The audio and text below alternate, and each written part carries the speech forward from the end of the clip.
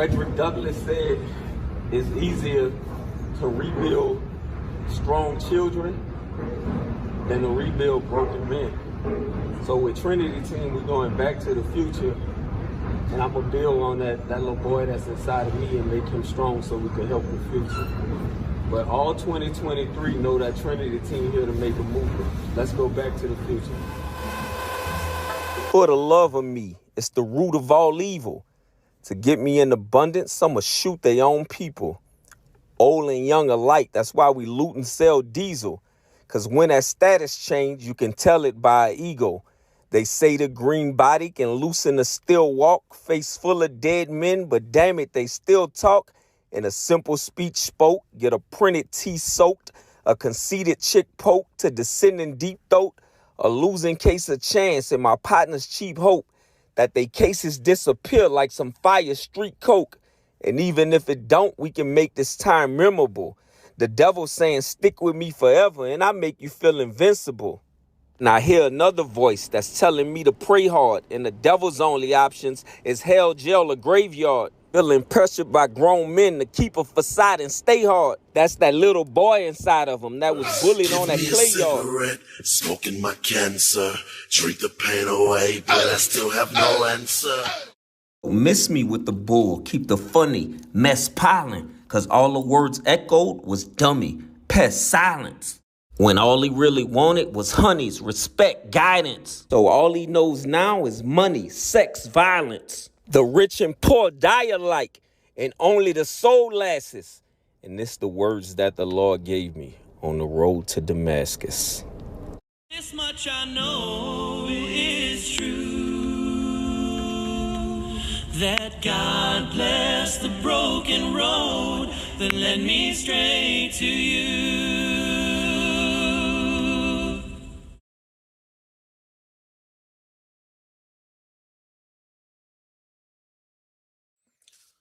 Welcome to this week's edition to Road to Damascus. I'm here with my brother, Mr. Miguel Lopes, man.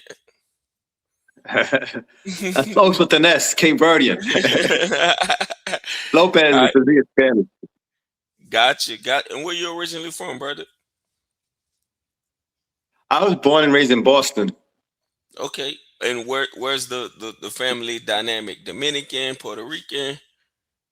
No, from Cape Verde. I've never been there in my life. Okay. All right. So how was it growing up in Beantown? It's hard. Beantown was tough. It's the hood, you know. Right. I'm about to tell you. So I'm Puerto Rican and black. So my Puerto Rican side of the family, Beantown, New York, the Bronx, and mom originally from Trenton, New Jersey. Mom is black, the epitome of New Orleans hood. But me and my brothers were raised in New Orleans. But yeah, but we used to travel, bro, to the East Coast every summer. We would go to catch a flight at that time in the Philly because Trenton didn't have an airport like it does now. And we would catch the train over to Trenton. Okay, wow. Nice. So let the people know what you do, brother. I know it's all over social media, but let my audience know what you do.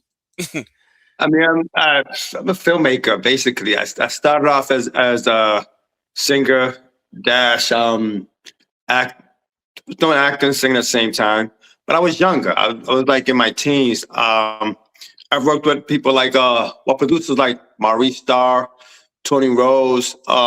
Maurice Starr, he's actually the same producer that blew up New Kids on the Block. Before that, New Edition.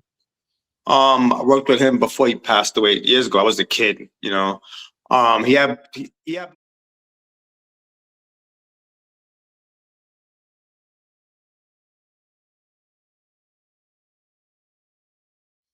New Kids on the Block, and he blew them up. Right. So we was like next on the list, but at the same time, he had just blown up New Edition, then New Kids on the Block. So it's like hard to get like another 4 or 5 black kids from the hood. So opportunity never came. So we never took off. So we started working with Tony Rose after that. and also Maurice's partner, Larry Wool. But they couldn't get us a deal. So everybody went their own way. The group separated. And I was still singing, though. I started taking vocal lessons with a vocal coach by the name of Margot Thunder. She used to be in a group called 9.9 and Lady Soul. They were like the Destiny Childs in like, I think, late 80s.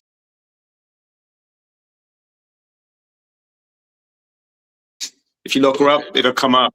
They're like like I said, the Destiny Child of the 80s. If you look up the group 9.9 Lady Soul, she'll come up. She's, I guess was very popular back then. Then she started giving vocal lessons to other artists as she got older. And I was one of her students. Also, a girl named Joanna. I don't remember her last name. I think she's Russian, but she got her deal when she came out as JoJo.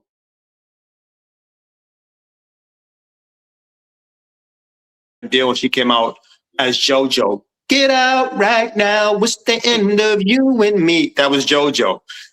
So I see every day, at my vocal lesson with Margot, and before I know, Margot like, yo, she got a deal. I'm like, she's only 11. Margot's like, yeah, you can't compare yourself with her. She's been singing ever since she got out of her mom's stomach, and she blew up. Right.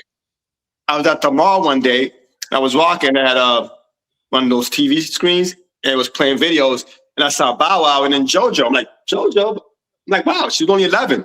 Now she's in her 20s right now, and she got into acting, and she got some movies out, so she blew up. So to make a long story short, I've been doing it for a while, and then I also did a movie called Juice. I was like, I want to say 16, 17 at the time. I mean, not Juice. What's the name of the movie? Juice, that was for Tupac. Wrong movie. I can't remember the name of the movie, but Squeeze. But a kid named Tyrone Burton came from there, and he ended up on the Tyrone Burton show.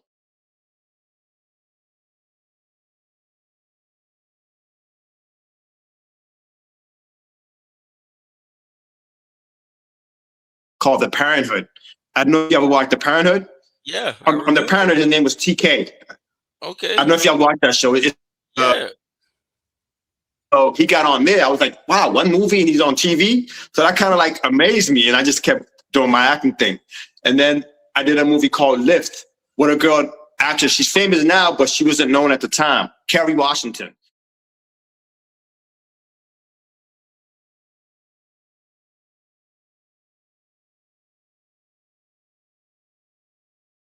At the time, she wasn't known. Nobody knew who she was. So we were on the set of Lift, shooting with Kerry Washington. The only person there that was known was, I think it was Sticky Fingers. He was the rapper in Onyx. So I became friends with him. We started, I started picking about hotels, bring him to the set every day. Very cool dude. So everybody was taking pictures with Sticky Fingers.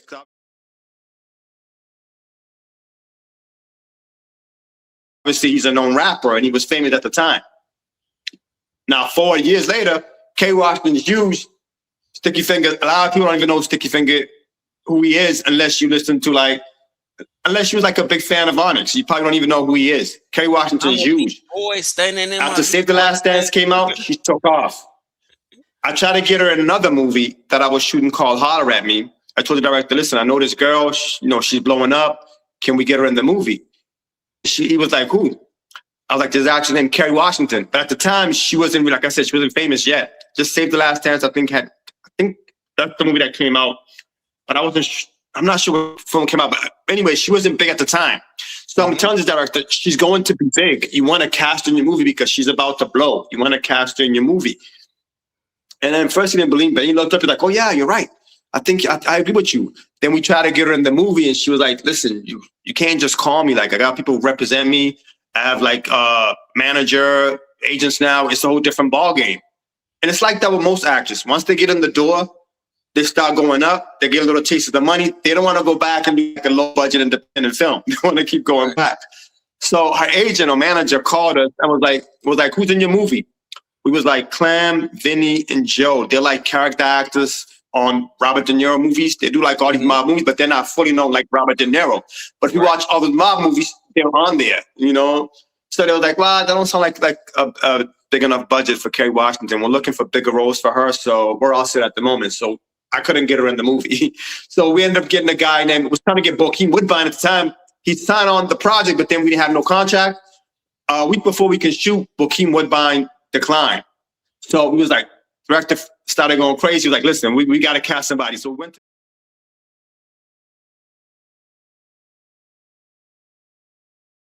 to New York.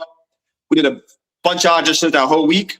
We ended up with a guy named Ty Jones. We shot a movie with him. Again, he wasn't known at the time. But then years later, fast forward, he got on 50 Cent's show, Power. You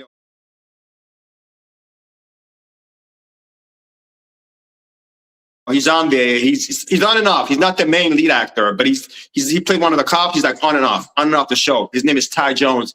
He's done a lot of stuff also. I see him like in a bunch of commercials. You know, he's doing his thing. He's like growing and blowing up. So after that, I just started focusing on I guess making movies and telling stories. My acting wasn't taking off fast enough, like my co-actors that's blown up. Mm-hmm. So I just started. Instead, I just started making movies. Making movies is a different ballgame. I started making connections, you know, meeting people, and then casting actors in my movie. As I was casting actors in my film was not taking off fast enough. But I shot this movie called Nation's Youngblood, and I told these girls, I have 4 girls. I said, listen, I don't have a budget to like cast like Jada Pinkett, Jennifer Lopez, but I figure I'm gonna cast some like hot girls that's doing that thing that's up and coming, and I can make it happen with a low budget. And this budget was like about 10 grand for this movie. But I had 4 banging hot girls. And I told them, I said, listen, I'm going to make this movie. Either you guys are going to blow up first, blow up this movie, or the movie's going to blow up and blow you 4 girls up. It was like, you think so? I said, I know so. Watch. So we started shooting the movie. While shooting the movie, there was a lot of drama. Some people believed in God. The director was an atheist, so there's a lot of drama. Because the director's like, "Oh, you guys are crazy. There's no such thing as God. Once you're dead, you're dead." But one of the actors was highly like, she was Christian. She was highly to God, and she started, "What do we?" I started going off on, "What do you mean?" Blah, blah, blah, blah. It was like always drama. There is a God. What are you talking about? So there's always drama on the set. So to make a long story short, we never finished the movie. We shot half it. We couldn't finish because so much fight between atheists, this guy's an atheist, this guy is a Christian, and so on and so on. Everybody is just so much drama. Most of my actors was Christian. So we stopped that movie. We just ended up shooting another movie with 2 of the other actors, you know, and we called it off. So to make a long story short, one of the girls, Diana Carrero, she went to New York, took my advice, and got into a class. That's where you're wrong. You're on some fool's crusade to change your world. Because the little girl inside couldn't believe in the world she lived in, she worked in, believed in. I never believed in any of it.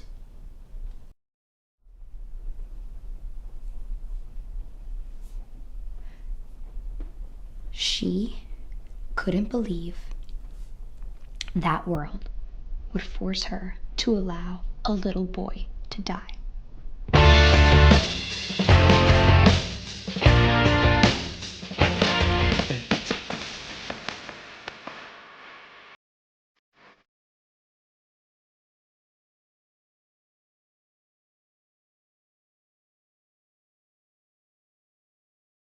I know exactly what you're doing!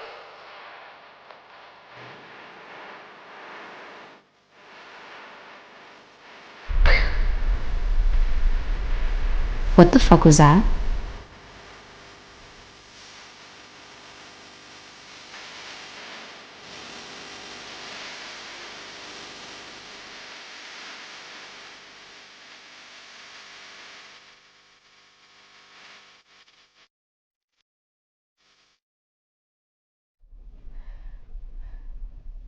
You're doing something so noble. It would be comical if you weren't so serious.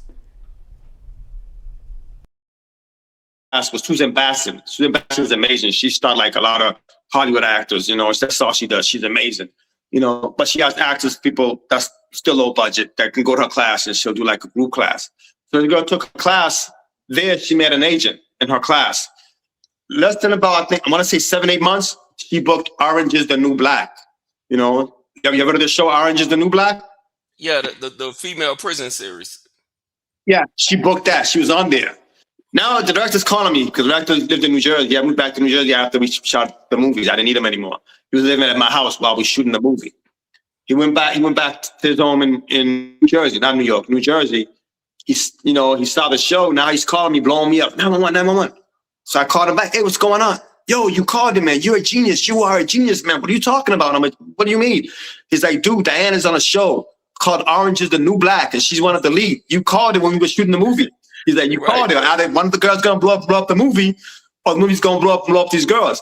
The only problem, we never finished the movie because so much drama. But he's like, yo, you called it, man. You're a genius.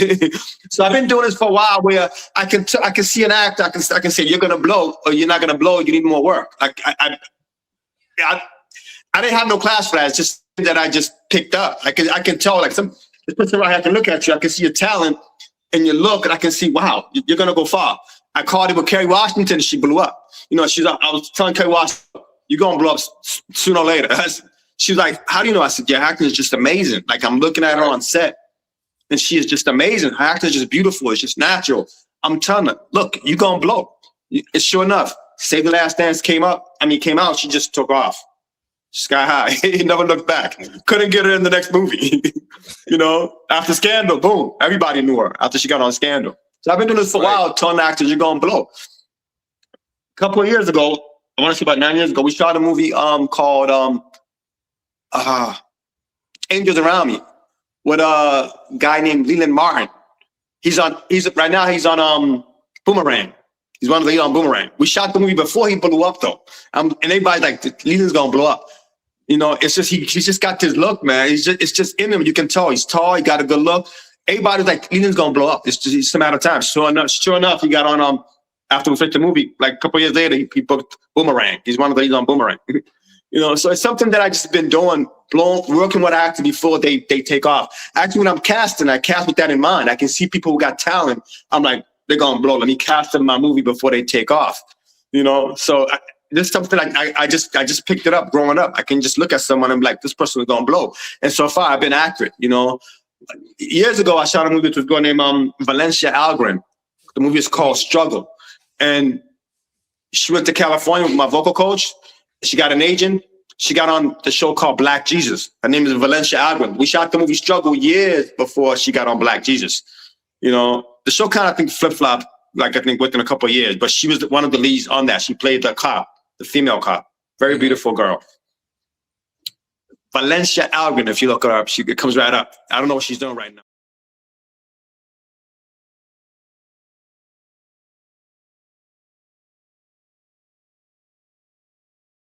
I haven't spoken to her in years. I know she had a baby with the director of the show. I guess she's raising, I think, her kid right now. So I haven't spoken to her in years, but I talk to her mom once in a while.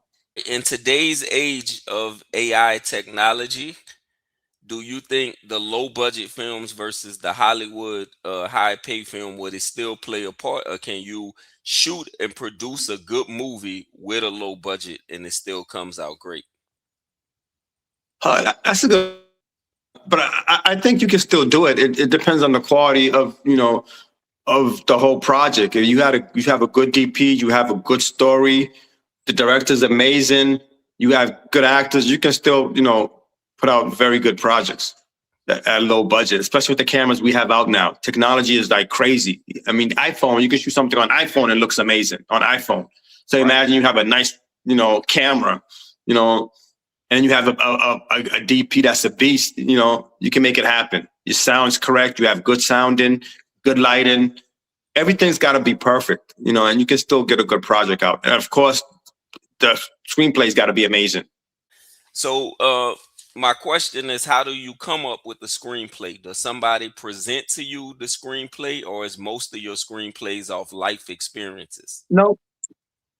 That's an option. Right now, we're looking for a scary movie that we want to do. So we're looking, we've been reading screenplays, we put online that we're looking for, screenplays. So people have been sending them to us. We've been reading them.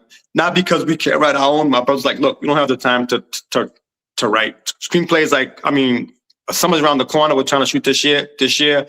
And when my brother's like, we don't have time to sit and write a screenplay, that can take, God knows how long, a couple of, months, to have a tight screenplay. So one of my brothers like, listen, it's better to just get one that's already out there that's hot. We can just take it, and just move. So, but most of our stuff that we've shot was written, not by us, but I come up with the idea, the concept. I give it to one of my writers and they write it. And then what I do, instead of just going with the first draft, I have other writers reread it and rewrite it just to get it better.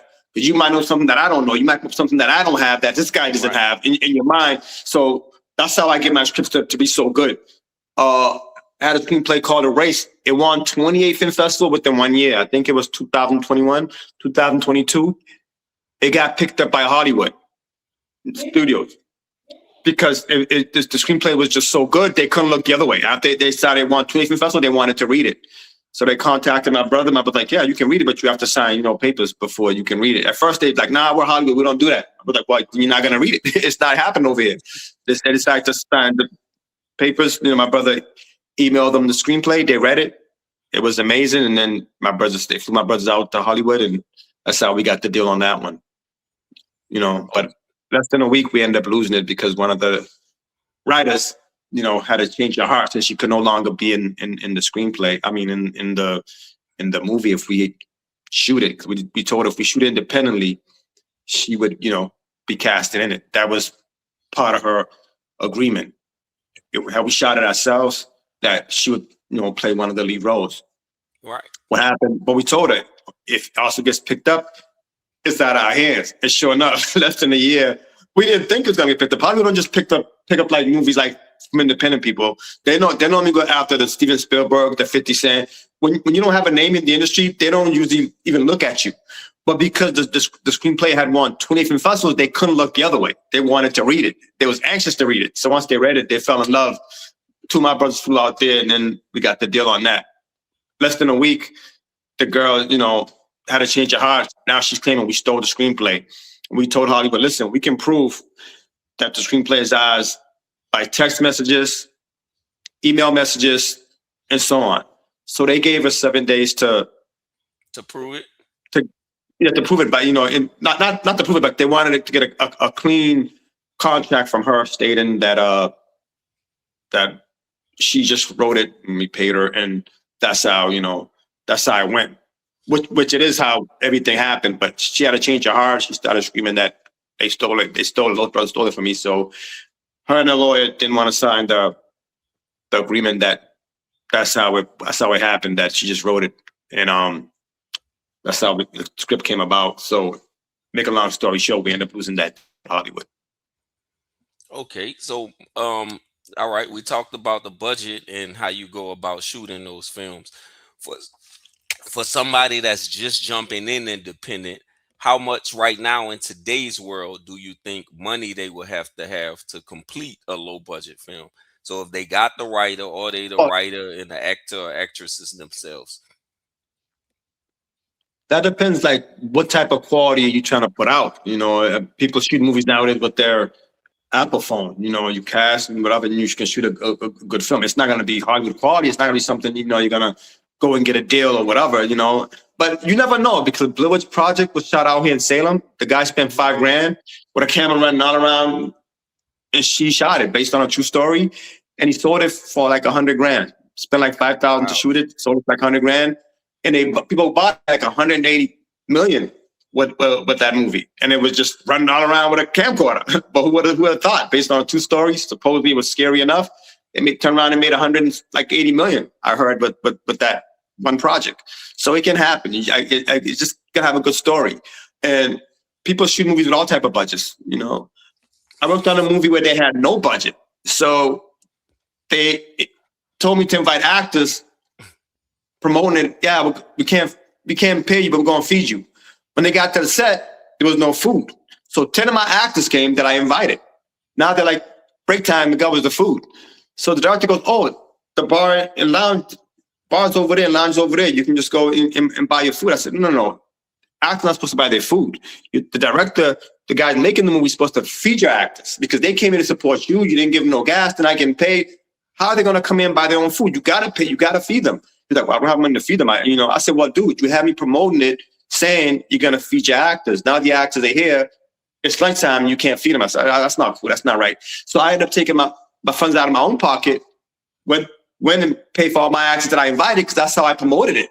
That I'm going to have food there. And there's no food. So I look stupid, so they're like, Miguel, what's the food? Everybody's looking at me. It's not the point that they don't have money to buy their own food. That's not how I promoted it. I promoted saying we're going to have food here for you guys on the set. Now there's no food. So I felt stupid, like, dude, you can't do this. I mean, if you don't have money to feed your actors, you shouldn't even be shooting a movie. This is too much of a low budget.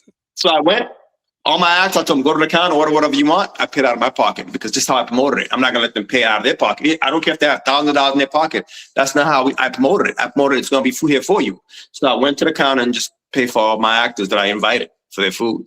And I told them, dude, you shouldn't be shooting a movie. If you have no budget, I said, having no budget, that's too much of a low budget. You got to have at least funds to pay for the food, at least when you're not paying people. You got to have that. That's too much of a low budget. I said, I don't want to be involved in these type of projects, but there's no budget at all. You invite an actors talking about it's going to be food, and then they come, there's no food. Basically, you're playing them. Right. So I told them to go pay for their own food. Half of them probably be upset. Like, what do you mean pay for my own food? That's not the point. You promoted going to have food here. They're driving way out there for you on their own gas, and you can't feed them. So that's not right. So the actors that I invited, hey, I got y'all. I paid out of my pocket. It's all good.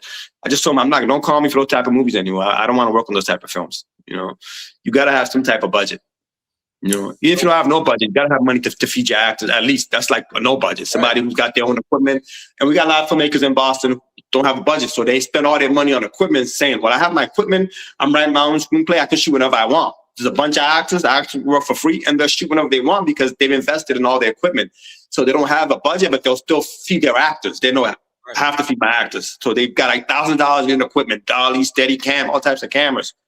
And then when it comes time to shoot their movie, they write their script, they shoot their own movie, they cast the actors, they feed their actors. That's how it's done. And that's like somebody that have no budget, just have their own equipment, all the money invested in their equipment, like that they can keep shooting movies after movies after movies because they have their own equipment. They don't have to go hire nobody, and then they know how to shoot themselves. So that's like a no budget, but you have money to feed your actors.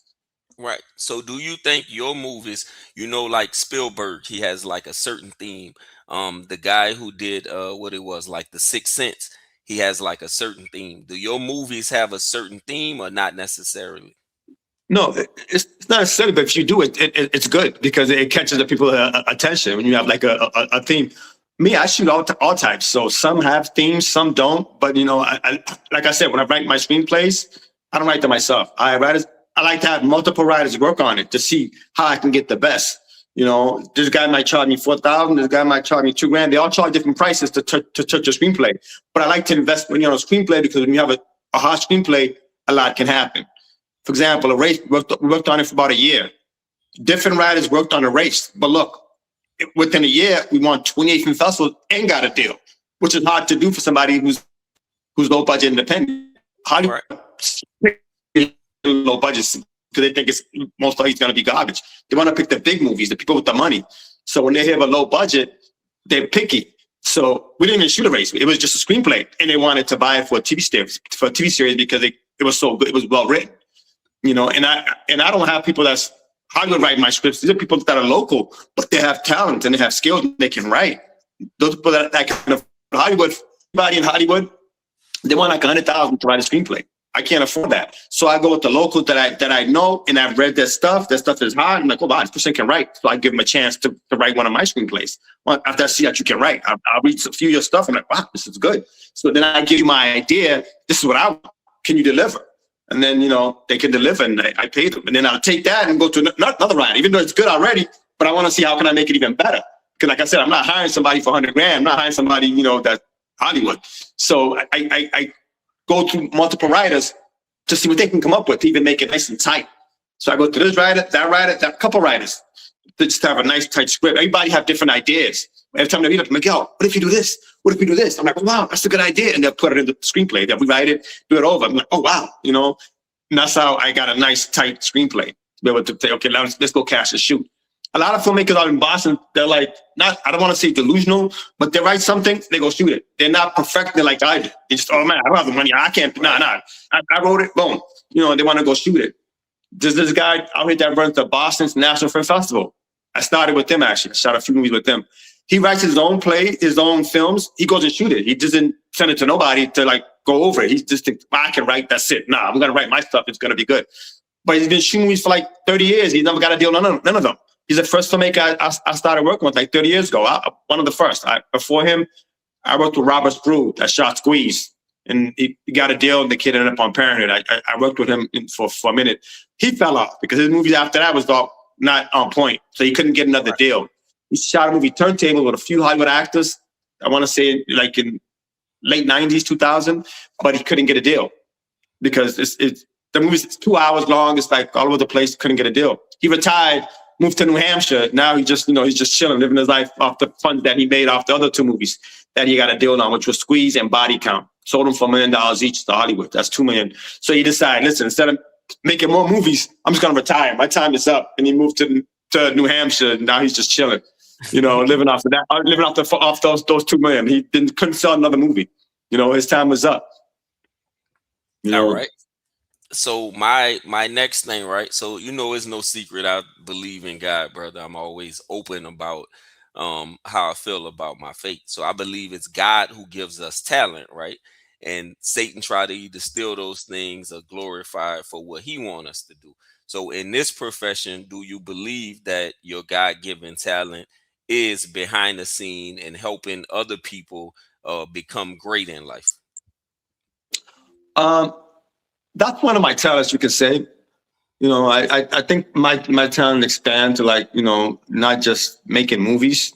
Mm-hmm. I like acting also. I think I'm a talented actor. I've been in a few movies myself. If you look up my name, you see a bunch of movies that I auditioned and got roles in. So that says I can act as well. But I just think I know how to pick talent. It's something. It's something that I picked up like growing up. I can look at someone and be like, wow, this person, he's got it, or she's got it. She's gonna blow. Like I said, over the years, I've been doing just that with a bunch of actors. They're all on TV shows, They're all on TV shows from Pooch Hall. Pooch Hall was on the list, but Kerry Washington, he ended up on The Game. He plays Joey on The Game. That's one of my friends. He's the only person I talk to every now and then, once in a while. He's so busy. Like, Miguel, you can't just call me. I'm just busy. But once in a while, we touch base. Very good actor, very good person. Most actors, when they take off, you can't stay in touch with him. At least I have his number. I can call him once in a while. Hey, Pooch, how you doing? I'm friends with him on Facebook. A bunch of actors, once they take off, it's like they don't know who you are anymore. They forget you. Like, where they come from? So I've been telling actors that, listen, you're going to make it. You're going to blow. You're going to forget me. No, I would never do that. Miguel, I would never do that. But then as soon as they got on a pre-show, I never hear from them again. I did it with a girl named Diana Carrero. Diana, I was telling us, listen, Kerry Washington, this person, that person, I never hear from them. None of them. Kerry Washington, I wasn't actually friends with her. I met her on the set. I just knew she was going to blow. But the other ones that I was cool with, I'm telling her, after you take off, you're going to forget about me. Nah, Miguel, nah. Don't say that. I would never do that. No, that's not me. I would never do that. The minute she booked Orange is the New Black, I never heard from her again. Still haven't heard from her again. And people ask me, can you get her in another movie? Can you call her and get her in our next movie because she got a name? I'm like, dude, I don't know. I haven't spoken to this girl in years. After she blown up, I've never heard from her. So I doubt it. I can call her and get her in a movie. She's probably like, oh, you got to call my agent and people represent me. When they blow up, that's what they want you to go to their agent. It's not up to them now. They don't make those decisions. Their agent going to read your screenplay. Nah, we're all set. She's not going to be in this. Or they're going to ask you, who's in your film? Like, you have any names? No names attached to it. They're like, nah, we're all set. She's all good. She's good. Once they get in that level, they don't want to go back to do low budget movies. They're looking to grow. So you can't even contact them. They'll put you to their agent or manager and they'll make the decisions for them. Instead of saying, I'm not going to do it, they'll just put you with them and they'll say, no, she's not doing it. We're all set. Thank you. They should at least reach back out and say, here go the investment on the next film or something. Right. They don't do that because once they take off, they forget. If they were here, oh Miguel, what's going on? What's next? When in the movie, you casting. If they were here, they're not blown. They're calling me. When they're here, they're calling me. Oh Miguel, what's the next movie? I'm in it. They all calling me when they're out here. Once they take off, I don't hear from them. It's so weird, man. I don't want to be that person. I always tell myself, my career would take off with other filmmaker or an actor. If we are friends.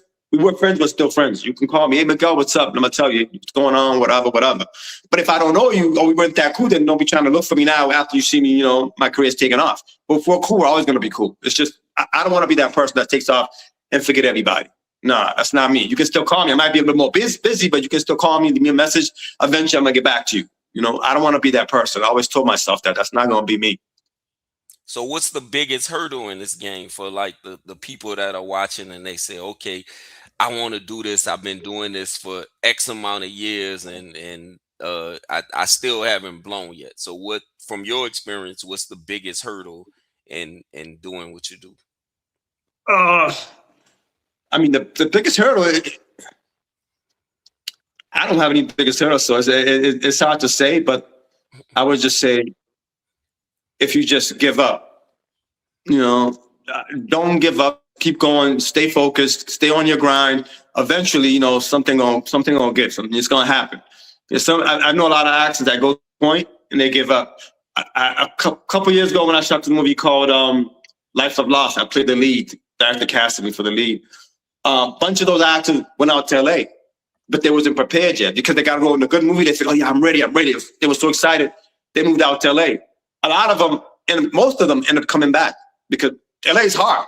Everybody in LA is an actor. You see police officers, they're an actor. We work at the restaurant, they're actors. I went to LA like years ago. I was at an audition. There's like 3 cops in back of me. I'm like, "What are you guys doing?" They're like, "We're auditioning too." These are cops, and they're auditioning too. So I'm like, "Oh wow, cops they're out there, but they want to be actors too." So I'm like, "Wow." People work at the restaurants, want to be actors. Everybody out there is like in the film industry somehow, whether they're working behind the scenes or they're acting or they're involved in the film industry. That's when people go there. So a bunch of these actors from this movie that I shot went there thinking it was going to be easy because they got to roll in a movie out here that was good. They got to go out there and blow up. Well, they've been out there like almost 10 years. Nothing happened. A lot of them ended up moving back because, you know, they wasn't blowing up. They thought it was going to be easy. I'm like, you can't go to LA empty-handed. You got to go out there with tons of stuff. Like Pooh Charles. That was in the movie with Kerry Washington. He's from out here. He started getting a lot of work through a casting place downtown called Dynasty. He was playing with Dynasty. They was getting him a lot of commercials, a lot of work. He started, you know, blowing up, you know. Then he went to LA. He went to New York first. He shot a film with Spike Lee. You know, I forgot what the movie was about. It's 3 brothers, you know, but shot by Spike Lee, independent movie. He got that. So he prepared. He got a bunch under his belt. Plus the movie we shot, Lift, with Kerry Washington. Before either one of them was blown at the time. We shot that. So that had sticky fingers. So he was like just gathering a bunch of stuff that he was doing, bunch of work. Then he went out to LA when he felt like, okay, I'm ready. I've done all these movies. I got commercials on TV. He's got a little exposure. People have seen some of his commercials. So he's got a little exposure, plus some good movies that he had out here. Then he went out there. And then on the audition, he booked The Game. He played Dylan on The Game. He was one of the lead actors on The Game. Then he came up after that because now he's on a TV show, you know. And now I think he's on the Donovan show, but he's getting bigger and bigger. And then he played Frank in the Tupac series. He played Big Frank, Tupac's bodyguard. So he's blowing up. He's doing his thing, you know. So you're ready. You don't want to go empty-handed. You know, you want to gather up all your movies, whatever you're getting, commercials, basically get a little exposure before you go out there because LA is tough. Everybody in LA is an actor. So you have tons of competition when you go out there. I always tell actors, conquer New England first. Then move out to New York. From Boston to New York. Conquer New York. New York is right down the street from Boston. 3-4 hours you're in New York. Do that first. You know, stay local. Basically, you're home. If you're in New York, you're home. You can always come back anytime. After you conquer New York, then take off to LA. Because now you're basically, you know, your resume looks large. You know, you got a better chance of going out to LA and auditioning to people. Oh, yeah, I seen you in that commercial. I seen you in that movie. You've got a little exposure. They always want to use somebody that has some exposure than somebody that has no exposure. You know, so that works on you. Knows who you are.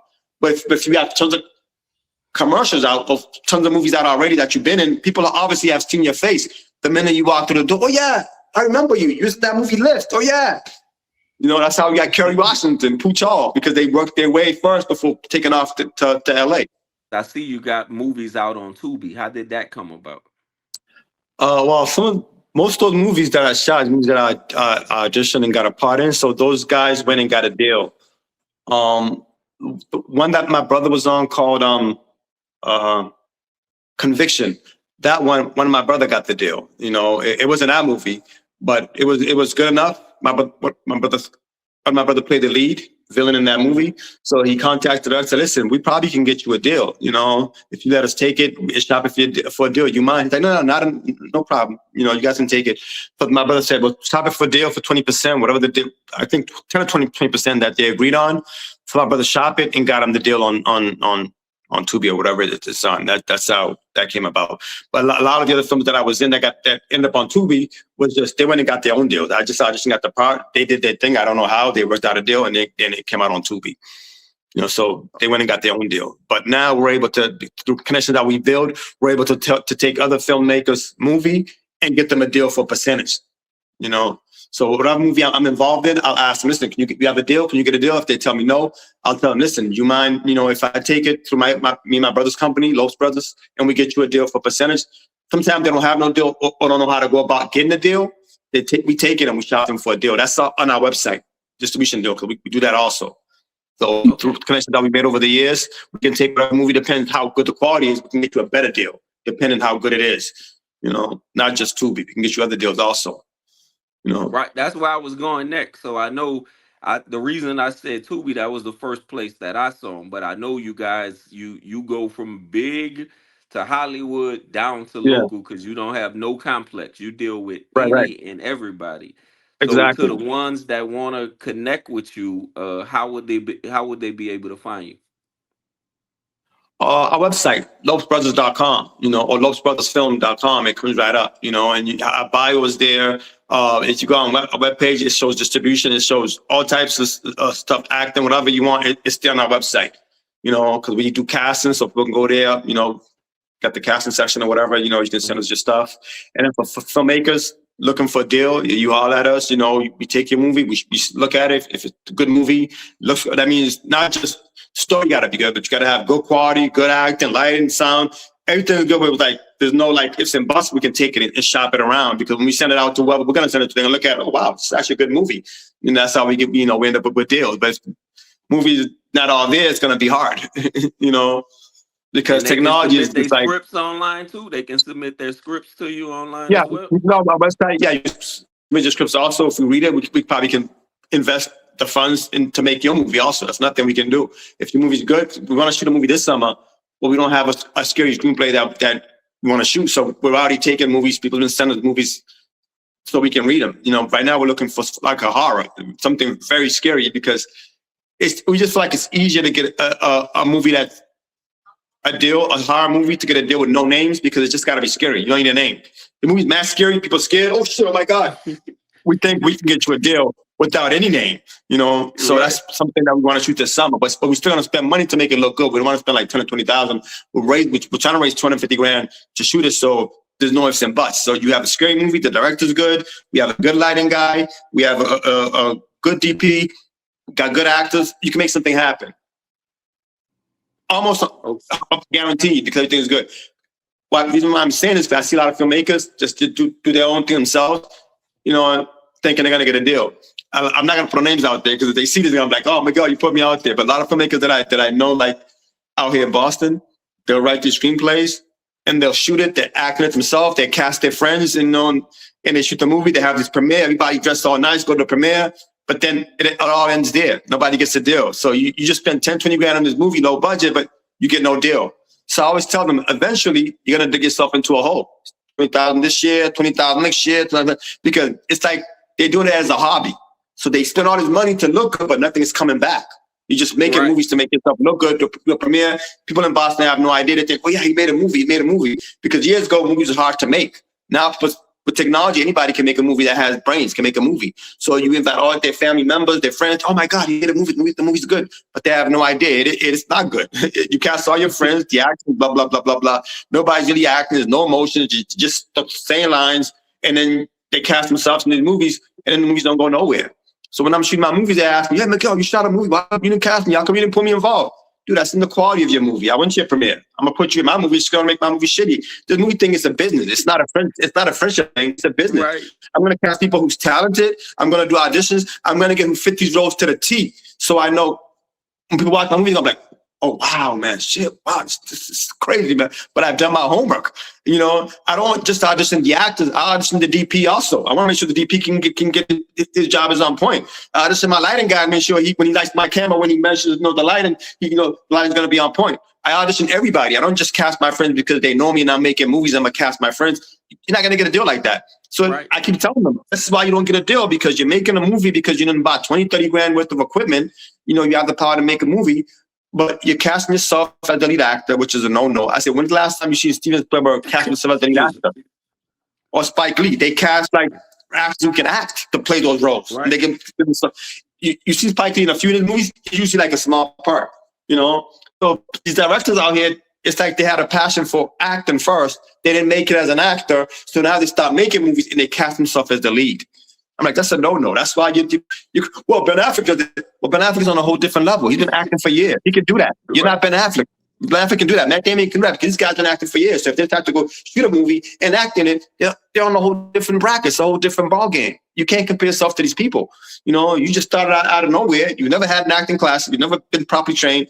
When do you think you're going to act and direct the movie at the same time? It's a lot of work. Now, and I would think if you directing, you shouldn't want to act anyway. I would think you would want to be behind the scenes. Yeah, exactly.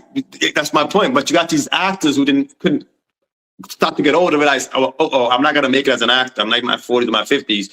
They decide to just take a filmmaking class or whatever, and then buy all these equipment, 30-40 grand worth of equipment, whatever, and then every year to try to make a movie. But I'm like, dude, you're going about it wrong. You're casting yourself as the lead actor. You're casting all your friends who never acted before.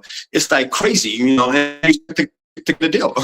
It's not going to happen, It's almost impossible because I said, your work, but your actors are horrible. Most of them are just saying lines. They're not becoming the character because they're not properly trained. They had an acting class, like they're not trained to be able to bring his emotions out. Acting's easy, but at the same time, it's hard. If you're not properly trained, it's going to be hard for you to bring certain emotions out. If I tell you, listen, I want you to do this, by the time you get here, I want to see you in tears. They're not trained, so they can't do it. When they go down to tears, it just looks fake. So they won't listen. They decide, okay, they're going to do their own thing. But when they see my movie looks good, oh my God, I shot a movie you didn't tell me? Or they see one of my actors going up on a TV show, yeah, that actor came my movie. Well, dude, I've been doing it for years. I use common sense. When I cast that actor, I knew she was going to blow. She can act. When they cast Carrie Washington can already act. She had done tons of play when they cast her in Lift. That wasn't my movie. I worked on the set, but they did their homework before they cast anybody. They cast Carrie Washington because they seen she was a beast in her play. She was already acting. She went to school for acting. She didn't just start out of the blue. She went to college for acting. So when they casted her, they knew this girl's going to be a beast. And sure enough, a couple of years later, she blew up. That's how you cast. Cast somebody who's doing acting for real. That's their passion, because they're going to keep doing it. Eventually they blow up. Now you got to star in your movie. When you cast your friends, they do that one movie, they go back to working their 9 to 5. Their love for acting, they're not acting. Like, they don't have a love for acting. They don't have a passion for it. After that movie's done, they go back working their 9 to 5. They're not pursuing acting. They're not going to New York. They're not going to LA because that's not their dream. They just saw you making a movie. They're your friend. Hey, put me in your movie. And you casted them. Or because you knew them, you gave them a role. But they can't. So they don't know where, don't go nowhere. Everything is a flip-flop. You just spend 10, 20 grand on a low budget movie for nothing. A lot of them don't spend money out because they have equipment. But your time, you waste your time, people's time, for no reason at all. Because that movie, like I said, it ends at the premiere. Once you have a premiere, everybody dresses, they look good, everybody's happy. Yeah, we shot a movie. It all ends there. After that, nothing comes out of it. So I did some of those movies in my earlier days because I'm an actor. I wanted to be in the movie. So I did those movies not knowing no better. Now you couldn't cast me in just any movie out here. It's the waste of my time. I'm like, nah, I'm all set. Thank you. I wish you luck. I don't even want to be involved in those movies because it takes a lot out of you to shoot a movie. You're not getting paid. First of all, they call me because they know me. So they're not looking to pay me. They don't have it in their budget. So they want me to come to their set and help out all the time for free. And at the end of the day, nothing comes out of it. You're just blowing up my time for no reason at all. Nothing comes out of it at the end of the day. You're wasting your time, everybody's time. And you're wasting money if you end up spending so much money to make the project. So some of these movies, they spend money because they're thinking, okay, make it look good. So they want to spend, a couple grand. And then nothing comes out of it still. For Turntable, Robert's put $150,000, because obviously he's got money. He sold a few of his films, Body Count and Turntable. So Body Count and Squeeze. He had $1 million a piece. He sold it to some people out in Hollywood. This is years ago when they had video stores. Video stores that had posters of those movies, when you walk in the video stores. Right. But he got some money, so he was able to spend $250,000 to shoot turntables with a few Hollywood actors that had fell off, thinking, okay, I'm gonna make something happen, put them back on the map. But the movie was waste. 2 hours, nothing happened, just a waste. So he retired. He gave it up. Stopped making movies. He retired. Well, y'all heard it from my brother, man. I thank you, brother, for taking time out your day. On a personal level, respects the pops. You know what I mean when I say that. The audience don't. But I thank you for your time out with me today. I know you gave them your website. Can you give them like your IG and your Facebook too, so they could go on and see the body of work as well as the website? It's just my name, Miguel Lopes, but a bunch of them come up. Just look for the head like a film poster on there. It's me and a guy and another girl.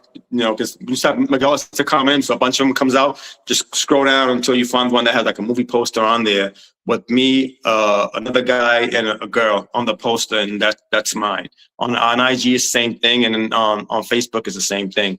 And also look up my site, LopesBrothers.com or Lopes Brothers Film, and that's Lopes Brothers with an S. When you say Lopes Brothers, people have the habit of putting Z. Cape Verde use the S. So Lopes Brothers with an S.com, LopesBrothersFilms.com.